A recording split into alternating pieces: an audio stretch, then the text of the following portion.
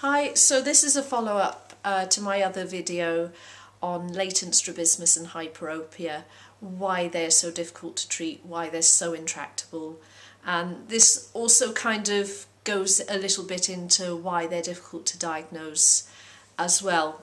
So in both of these conditions, you've got what's going on above the neck, as it were, with the eyes, and you've got what's going on below the neck, so you might get postural differences, and it is very much a whole body thing. So say you turn up either trying to get diagnosed or you want help with your strabismus, for example. For argument's sake, let's say you want help with your strabismus, so the optician, optometrist, ophthalmist, he'll measure the eyes and he'll look at where you are.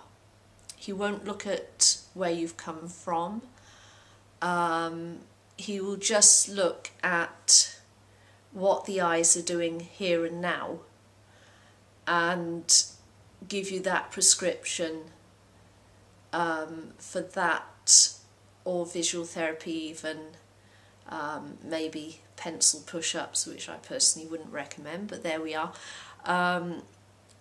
So he will literally just look at where you are now without considering how the condition may have developed, what postural impact there might be as well.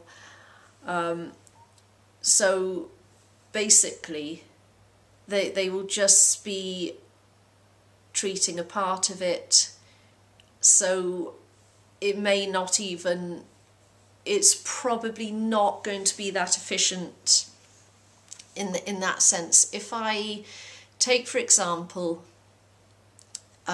you build up some bad habits, and a simple one can be lying on your side to watch the telly or to read a book. If you do that habitually, you will get a strabismus because your eyes will work unevenly. So the optician gives you glasses for your strabismus. That is kind of pointless. Really what they should be doing is instilling different habits in you, so that you have better posture and your eyes function better. But the problem, so what it does, a prescription like that, is it keeps the condition in stasis. So you get no better, you don't progress. If you have latent hyperopia, you might have built up habits so that you can manage close viewing. So by the time you get glasses, if you're lucky enough to get it diagnosed, you're still posturing the way you are. So there's all that stuff going on below the neck. Also, you can miss being diagnosed because you are accommodating so well, but an optometrist isn't going to hear, well, you know, I'm tipping to one side and it hurts my leg, for example, because doctors deal with legs, opticians don't, and that's a big failing as far as I'm concerned in the optical and also in the dental fields as well. They do not consider how the rest of the body functions and interacts with whatever problem you've got there. So say with strabismus, I mean what can happen is that you might struggle to see something, you might start then posturing to be able to get more comfortable vision or binocular vision, whatever, so your eyes start adjusting to that.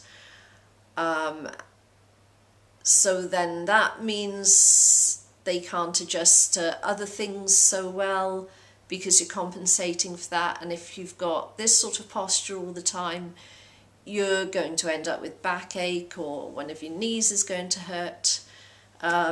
So let's say you get thus far,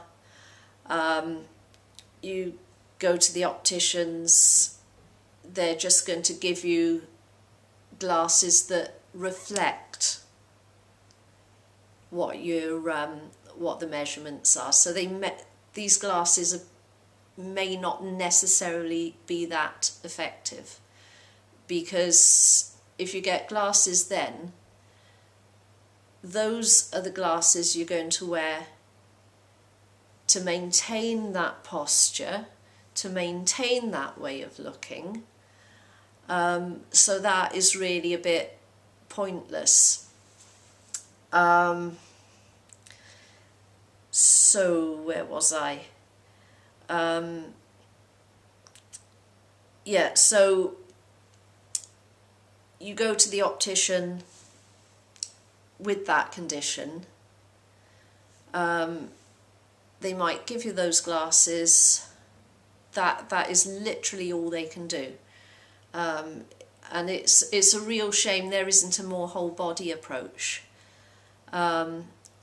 So say you go to the doctors, they treat your sore knee perhaps, but it's not very well treated because you're posturing like this, because you can't see properly. But you can't say to the doctor, I'm posturing like this because of my eyesight, because the doctor is naturally going to send you back to the optician. So you kind of end up in a vicious circle. So yeah, that is another aspect there of why the whole thing is just so difficult to pick up and treat. That, you know, there's stuff going on above the neck and below the neck. It's a whole body issue. These habits build up. With someone, you know, able to look at both of these things and all of these things, yeah, these problems would be a lot more treatable. That isn't the way it is at the moment. So yeah, it would be great if that was ever to change in the future. But yeah, that's kind of how it is for the moment.